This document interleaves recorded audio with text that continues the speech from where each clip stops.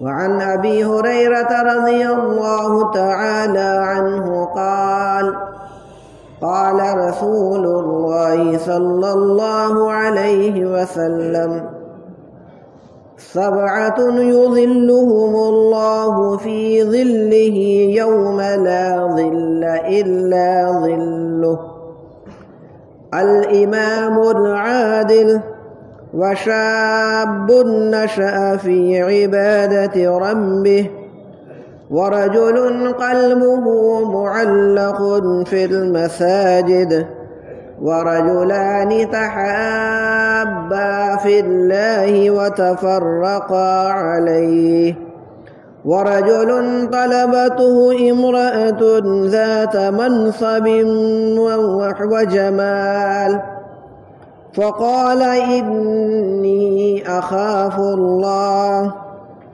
ورجل تصدق وأخفى حتى لا تعلم ما تنفق شماله ما تنفق يمينه، ورجل ذكر الله خاليا ففاضت عيناه. رواه البخاري. أو كما قال عليه الصلاة والسلام: رب اشرح لي صدري ويسر لي أمري واحلل عقدة من لساني يفقهوا قولي.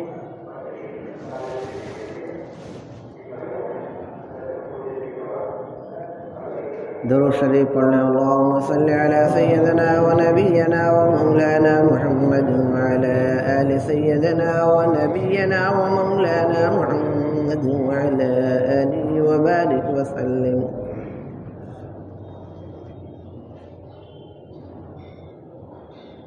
محترم بھائیو، بزرگوں، دوستو،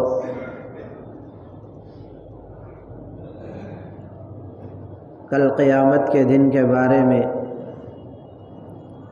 تمام برادران اسلام کا ایمان ہے. اس پر ایمان لانا، ایمان رکھنا یہ ضروری ہے. قیامت کے دن کے جو احوال ہیں، جو حالات ہیں، وہ آپ کے سامنے متعدد مرتبہ مختلف جگہوں پہ آ چکے ہیں. قیامت کی ہولناکیوں کا تذکرہ بھی آپ نے سنا ہوگا، اور یہ قیامت ہی کا دن ہے جسے یوم الحساب بھی کہا جاتا ہے، روز جزا بھی ہے. مختلف ناموں سے قیامت کے دن کو قرآن کریم میں یاد کیا گیا ہے. قیامت کب آئے گی اس کا صحیح علم تو اللہ رب العالمین کو ہے. کچھ علامتیں، کچھ نشانیاں اللہ تعالیٰ نے اپنے حبیب سرور کونین تاجدار دو عالم آقا و مولا حضرت محمد الرسول اللہ صلی اللہ تعالیٰ علیہ وسلم کی زبانی امت کو بتلا دیا. اور ان نشانیوں میں کچھ نشانیاں، بلکہ بہت ساری نشانیاں ایسی ہیں جو ظاہر ہو چکی ہیں، اور کچھ ہی نشانیاں ایسی ہیں جو آنے والی ہیں. اور جب وہ نشانیاں آ جائیں گی تو بالکل قیامت قریب ہو جائے گی، اور اس کے بعد دنیا کا خاتمہ ہو جائے گا. تو قیامت کے دن کی جو بہت ساری باتیں بتلائی گئی ہیں، اس میں ایک چیز یہ بھی بتلائی گئی کہ سورج بالکل قریب ہو جائے گا. وہ سورج جو آج دنیا سے، یعنی جس زمین پر ہم لوگ رہتے ہیں، اس زمین سے نہ جانے کئی لاکھ کلومیٹر، کروڑوں کلومیٹر کی دوری پر ہے، اور حال یہ ہوتا ہے کہ جب اپریل مئی جون کا مہینہ آتا ہے تو بغیر سر پہ کوئی کپڑا رکھے یا چھاتا لیے آدمی تھوڑی دیر کے لیے بھی دھوپ میں نہیں رہ سکتا۔ سورج کی گرمی، دھوپ کی تپش اس کو بالکل پریشان کر ڈالتی ہے چند منٹوں کے اندر۔ لیکن کل قیامت کے دن کے بارے میں تو آپ کو معلوم ہی ہے کہ ساری چیزیں ختم ہو چکی رہیں گی۔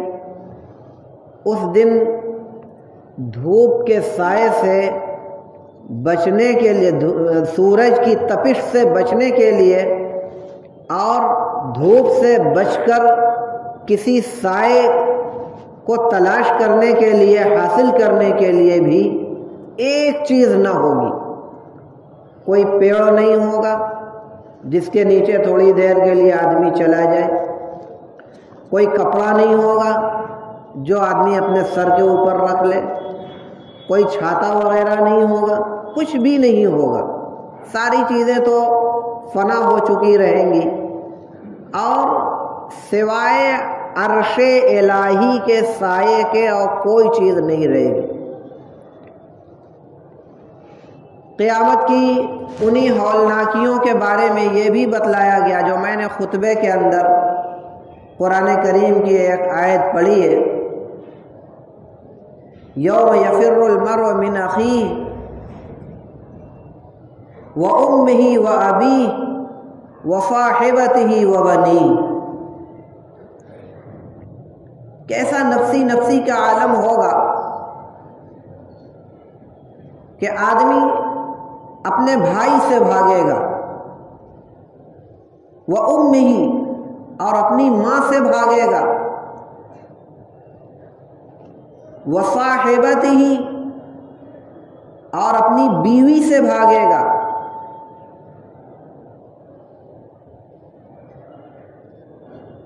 اور مختلف رشتہ داروں کا نام لے لے کر اللہ تعالیٰ نے اپنی ماں، اپنے باپ، اپنی بیوی، اپنے بھائی، ہر ایک سے راہ فرار اختیار کرے گا، اور جن رشتہ داروں کا نام لیا گیا اس سے قریبی رشتہ داریاں دنیا کے اندر اور کوئی نہیں ہو سکتی۔ بھلا بتائیے ماں باپ سے زیادہ قریبی کون ہو سکتا ہے؟ بیوی، بیٹے اور اپنے سگے بھائیوں سے، بہنوں سے زیادہ قریبی اور کون ہو سکتا ہے؟ لیکن کل قیامت کے دن آدمی چاہے گا کہ ان لوگوں کا سامنا نہ ہونے پائے، کہیں ایسا نہ ہو کہ وہ مجھ سے کسی چیز کا، کسی نیکی کا مطالبہ کر لے، کوئی چیز ہم سے مانگ بیٹھے۔ ہر ایک دوسرے سے بھاگے گا، پہچاننے سے انکار کر دے گا۔ ایسے حالات ہوں گے کل قیامت کے دن۔ اللہ تعالیٰ قیامت کی ہولناکیوں سے ہم سب کی حفاظت فرمائے۔ تو انہی باتوں میں ایک بات یہ بھی ہے جو میں نے ایک حدیث آپ کے سامنے پڑھی کہ کوئی سایہ نہیں ہوگا سوائے عرش الہی کے۔ عرش الہی کا سایہ ہوگا، اور عرش الہی کے سائے میں 7 قسم کے لوگ رکھے جائیں گے۔ 7 قسم کے لوگ، باقی لوگوں کو اس عرش الہی سے دور رکھا جائے گا۔ 7 قسم کے لوگ وہ ہیں جو عرش الہی کے نیچے رہنے کے مستحق ہوں گے۔ بڑے خوش نصیب لوگ وہ ہوں گے۔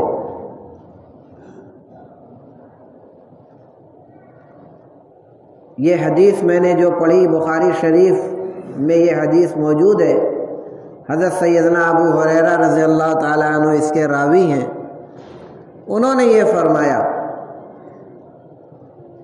کہ نبی کریم صلی اللہ تعالیٰ علیہ وسلم نے ارشاد فرمایا کہ سبعۃ یظلہم اللہ فی ظلہ یوم لا ظل الا ظلہ، کہ 7 قسم کے لوگ ایسے ہیں جنہیں اللہ تعالی اپنے عرش کے سائے کے نیچے رکھے گا اس دن جس دن کے کوئی چیز، کسی چیز کا بھی سایہ نہیں ہوگا۔ بھئی کوئی چیز رہے گی ہی نہیں تو اس کا سایہ کہاں سے پڑے گا؟ پیڑ کا سایہ ہو جاتا ہے، اونچے مکانات کا سایہ ہو جاتا ہے، اور کچھ چیزوں کا سایہ ہو جاتا ہے، کوئی چیز رہے گی ہی نہیں تو سایہ کہاں سے حاصل ہو پائے گا؟ ہاں عرش الہی کا سایہ ہوگا، اس میں 7 قسم کے لوگ رکھے جائیں گے۔ پہلی قسم کے وہ لوگ ہوں گے جنہیں حدیث میں کہا گیا الامام العادل،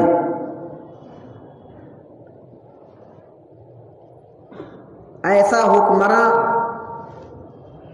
ایسا بادشاہ جو عدل اور انصاف کا خوگر ہوگا، اپنی رعیت اور اپنے ماتحت رعایا کے ساتھ عدل کا، انصاف کا، مساوات کا برتاؤ کرنے والا جو عادل حکمراں بادشاہ ہوگا وہ عرش الہی کے سائے میں ہوگا۔ جس نے اپنی ذات سے کبھی بھی ناانصافی نہ پسند کیا نہ ہونے دیا،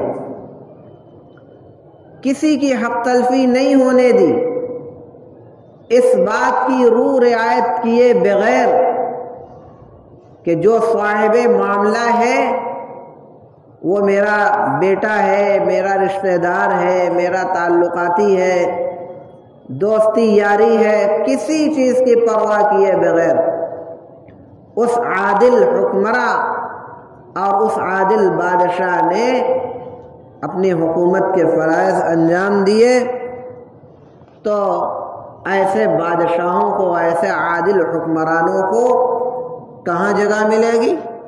اللہ وحدہ لا شریک کے عرش کے سائے میں یہ جگہ ملے گی۔ بڑے خوش نصیب خوش قسمت وہ بادشاہ ہوں گے، وہ عادل حکمراں ہوں۔ دوسری قسم اس نوجوان کی ہوگی جو اپنے رب کی عبادت میں اس نے اپنی جوانی کو گزارا۔ حدیث کا لفظ یہ ہے کہ وَشَابٌ نَشَأَ فِي عِبَادَةِ رَبِّهِ، وہ نوجوان جو پلا بڑھا اپنے رب کی عبادت میں۔ یہ خوشخبری ہے تمام نوجوانوں کے لیے جو اپنی اس عمر کی منزل میں بہت ساری لغویات حتیٰ کہ گناہ کے کاموں میں ملوث ہونے کو کوئی عیب نہیں سمجھتے، خوف نہیں ہوتا اللہ کا، اور جوانی کے اس قیمتی سرمایے کو اپنی لاپرواہی اور غفلت کی بنا پر طرح طرح کے گناہ کے کاموں میں، طرح طرح کے فضول کاموں میں لگا دیتے ہیں۔ ایسے لوگوں کے لیے یہ خوشخبری ہے کہ وہ باز آ جائیں اور یہیں سے تھم جائیں، اب تک جو ہوا سو ہوا، اگر یہیں سے باز آ جائیں، توبہ کر لیں اور اللہ کی طرف رجوع کر لیں اور اپنی اس جوانی کو لہو و لعب سے ہٹا کر عبادت میں اور ذکر میں، تلاوت میں اور اللہ کی رضا حاصل کرتے ہوئے اپنی اس جوانی کو گزار دیں تو وہ سارے کے سارے نوجوانوں کے لیے خوشخبری ہے کہ وہ عرش الہی کے سائے میں کل قیامت کے دن انہیں رکھا جائے گا۔ یہ جوانی یہ بہت ہی اہم اور قیمتی سرمایہ ہے۔ دنیا کے اعتبار سے تو ہم سمجھتے ہیں کہ قیمتی ہے اور بہت ہی اہم سرمایہ ہے، جوانوں کی قدر ہر جگہ ہوتی ہے، ملازمت میں ہو، گھر میں ہو، سماج میں ہو، ہر جگہ کوئی ویسا مشکل کام ہو جوانوں کو بلایا جاتا ہے، اور ہر آدمی جوانی کو پسند کرتا ہے، جوانوں کو پسند کرتا ہے۔ دنیاوی اعتبار سے تو اس کی بڑی قدر و قیمت ہے، لیکن آخرت کے اعتبار سے کبھی نہیں سوچتا کہ آخرت کے اعتبار سے اس کا کیا معاملہ ہے۔ آخرت کے اعتبار سے بھی اس کی بہت بڑی قدر و قیمت ہے۔ اگر اس جوانی کو دنیا کے مشاغل اور دنیا کے غلط اور فضول اور بیہودہ اور گناہ کے کاموں سے ہٹا کر دین کے کام میں، اللہ کی عبادت میں، اللہ کے ذکر میں اگر جوانی کو لگاتا ہے تو وہ نوجوان عبادت گزار کل قیامت کے دن عرش الہی کے سائے میں رہنے کا مستحق ہوگا۔ اور کچھ دوسری حدیثوں سے بھی یہ ثابت ہوتا ہے کہ جوانی جو عظیم الشان نعمت ہے، اللہ رب العالمین کے ہاں اس جوانی کی نعمت کے بارے میں بھی سوال کیا جائے گا۔ جتنی نعمتیں ہیں تمام کی تمام نعمتوں کے بارے میں سوال ہوگا۔ ثم لتسألن یومئذ عن النعیم، تمام نعمتوں کے بارے میں تم سے سوال کیا جائے گا۔ تو یہ جوانی یہ عظیم الشان نعمت ہے، اس نعمت کے بارے میں پوچھا جائے گا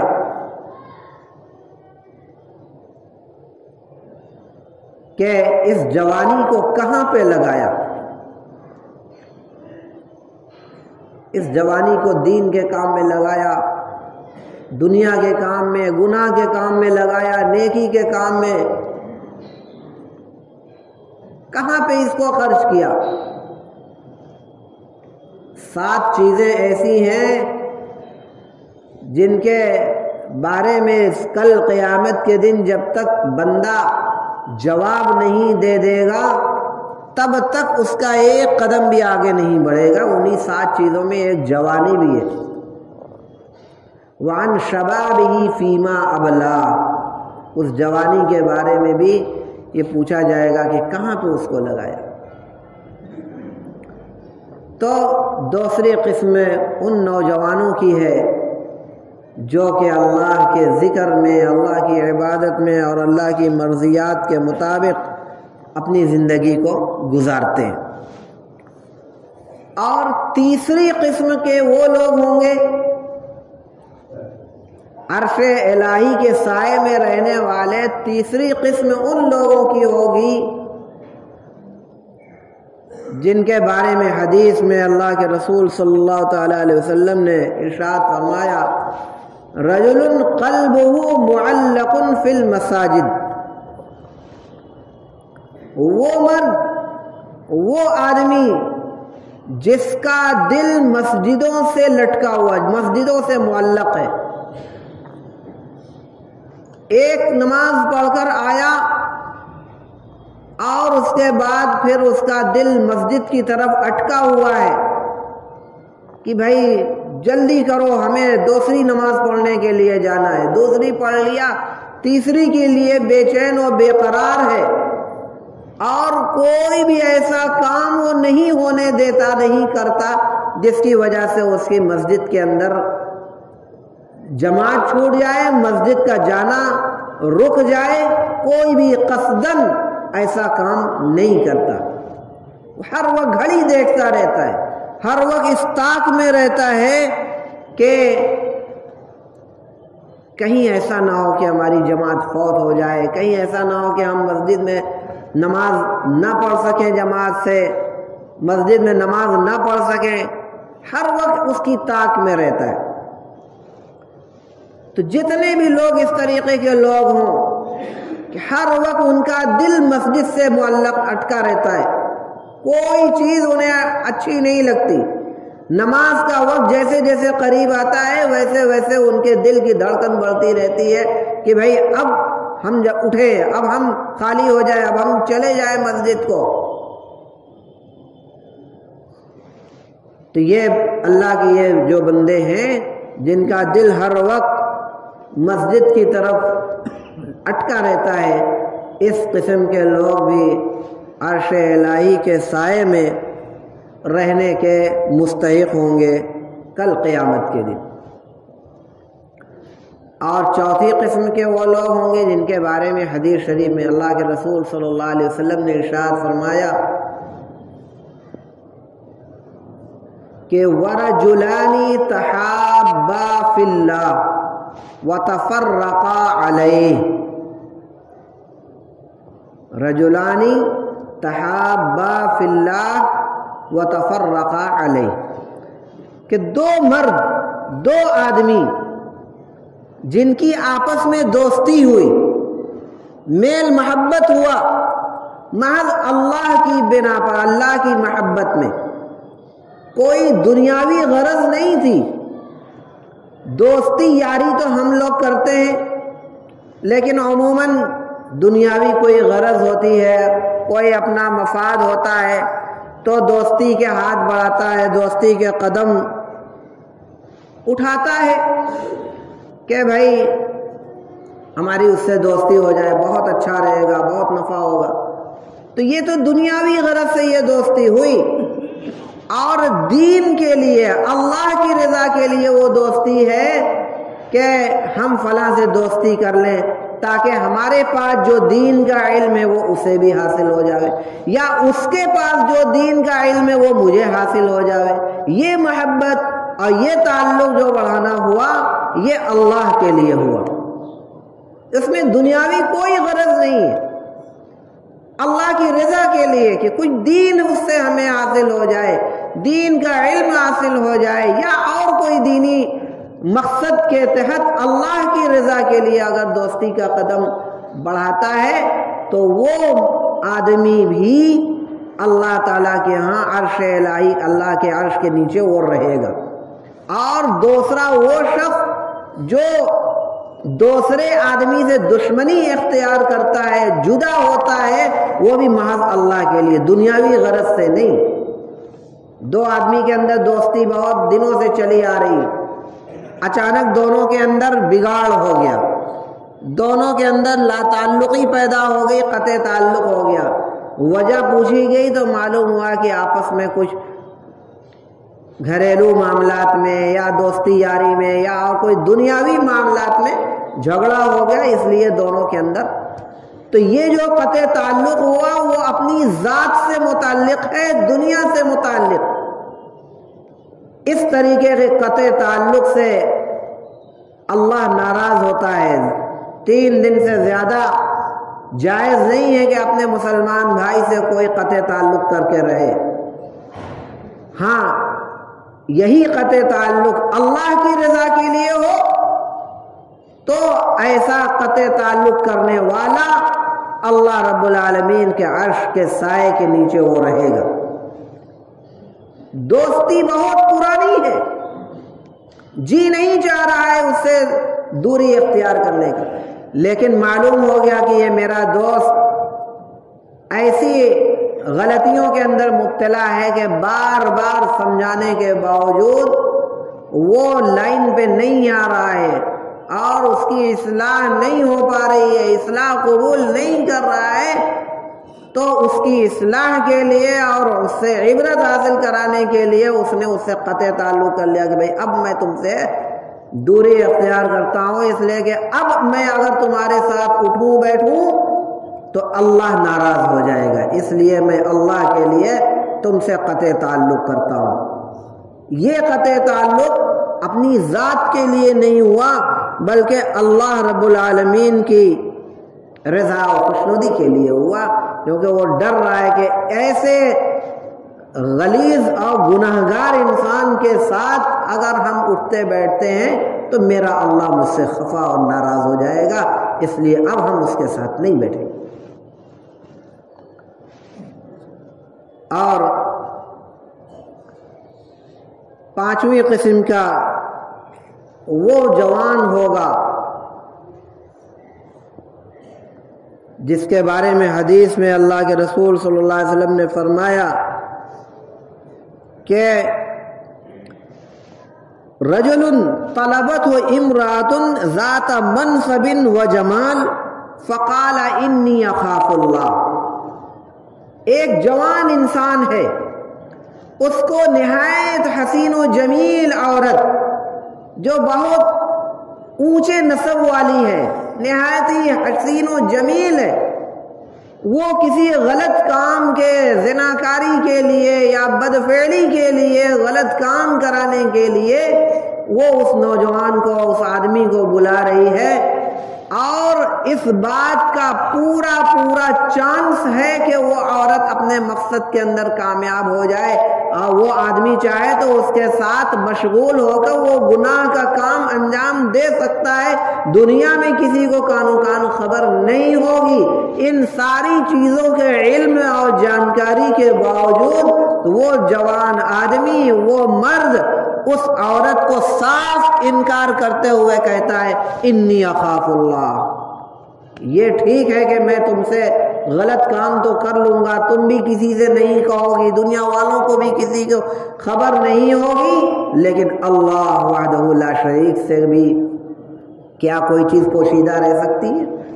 میں اللہ سے ڈرتا ہوں، اللہ تو دیکھ رہا ہے، دنیا دیکھے نہ دیکھے اللہ وحدہ لا شریک تو دیکھ رہا ہے، اس لیے میں اللہ سے ڈرتا ہوں اور میں یہ تمہارے ساتھ غلط کام نہیں کر سکتا۔ اس طریقے سے جواب دینے والا وہ مرد عرش الہی کے سائے میں رہنے کا مستحق ہوگا کل قیامت کے دن۔ اور چھٹی قسم کا وہ آدمی ہوگا جس کے بارے میں کہا گیا کہ رجل تصدق اخفى حتى لا تعلم شماله ما تنفق يمينه، کہ وہ آدمی جس نے کچھ خرچ کیا اللہ کی راہ میں اور اتنا پوشیدہ طریقے سے خرچ کیا کہ اس کے بائیں ہاتھ کو بھی پتہ نہیں چلا کہ دائیں ہاتھ نے کیا خرچ کیا، اتنا پوشیدہ۔ یعنی مقصد کرنے کا یہ ہے کہ اس کے پاس پڑوس کے، اس کے پاس بیٹھے ہوئے آدمی کو بھی پتہ نہیں چل پایا کہ اس آدمی نے اتنا چپکے سے جو صدقہ کر لیا، اس کو کانوں کان خبر نہیں ہوئی۔ اور اسی طریقے کا صدقہ اللہ رب العالمین کے ہاں محبوب و پسندیدہ ہے، اور ایسا ہی صدقہ کرنے والا عرش الہی کے سائے میں رہنے کا مستحق ہوگا۔ اس حدیث سے وہ لوگ عبرت حاصل کریں جو صدقہ تو کرتے ہیں لیکن ریاکاری کے لیے، نام و نمود کے لیے وہ اعلان کے خواہش مند ہوتے ہیں، اس بات کے خواہش مند ہوتے ہیں چار آدمی جانے نہیں۔ صدقہ کا مطلب بالکل خفیہ اور ایسے خرچ کیا جائے کہ پاس بیٹھے ہوئے آدمی کو بھی، یعنی اس کو حدیث میں اس طریقے سے تعبیر کیا کہ بائیں ہاتھ کو بھی پتہ نہ چل سکے کہ دائیں ہاتھ سے کیا خرچ کیا گیا۔ ایسے ہی صدقہ اللہ تعالیٰ کے یہاں بہت مقبول ہے، ایسا صدقہ کرنے والے، اور یہی لوگ عرش الہی کے سائے میں کل قیامت کے دن رہیں گے۔ اور ساتویں قسم کے وہ لوگ ہیں جن کے بارے میں فرمایا رجل ذکر اللہ خالیا ففاضت عیناہ، کہ ایسا آدمی جس نے تنہائی میں اللہ کا ذکر کیا، اور اتنا ذکر کیا تنہائی میں، اللہ کا اتنا تصور کیا، اتنا خوف اپنے دل کے اندر پیدا کرتے ہوئے اللہ کا ذکر کر رہا تھا کہ مارے خوف الہی کے اس کی آنکھوں سے آنسو جاری ہو گئے۔ تنہا ہے اور کوئی آس پاس نہیں ہے، اور صرف اللہ کے خوف سے اللہ کا ذکر کرتا ہوا اس کی آنکھوں سے آنسو جاری ہو گیا۔ ایسے وہ سارے لوگ جن کے اندر بھی یہ صفت اور یہ کیفیت پائی جائے گی، ایسے لوگ بھی کل قیامت کے دن عرش الہی کے نیچے ہوں گے۔ اب یہ 7 قسم کے لوگ ہوئے۔ حدیث میں جو کہا گیا تھا 7 لوگوں کی تفصیل آپ کے سامنے آ گئی۔ اب اس تفصیل کو سننے کے بعد ہم لوگ خود اپنا جائزہ لیں اور غور کریں، اپنے آپ کو ٹٹولیں اور تلاش کریں کہ ان 7 میں سے کسی ایک قسم کے اندر بھی ہم آ پا رہے ہیں یا نہیں آ پا رہے ہیں۔ اگر آ رہے ہیں تب تو اللہ کا شکر ادا کیا جائے، اور نہیں آ رہے خدا نخواستہ تو اللہ تعالیٰ سے توفیق طلب کی جائے، دعائیں کی جائیں، دعاؤں کا اہتمام کیا جائے گا انشاءاللہ۔ یقیناً اللہ تعالیٰ ان میں سے ہمیں بھی شامل فرمائے گا اور ایسے محبوب بندوں میں ہمارا بھی شمار ہوگا۔ اللہ تعالیٰ ہم سب لوگوں کو اپنی مرضیات کے مطابق زندگی گزارنا آسان فرمائے، اور ہم سب کو ایسا بنا دے کہ اس کے عرش کے نیچے ہم سب لوگوں کو رہنے کا موقع اور جگہ مل جائے، آمین۔ اللہم صلی علی سیدنا ونبینا ومولانا محمد وعلی بارک وسلم۔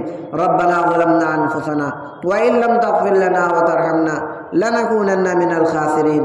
ربنا تقبل منا إنك أنت السميع العليم وتب علينا يا مولانا إنك أنت التواب الرحيم۔ وصلى الله على النبي الأمي الكريم وعلى آله وسلم تسليما۔ سبحان ربك رب العزة عما يصفون وسلام على المرسلين والحمد لله۔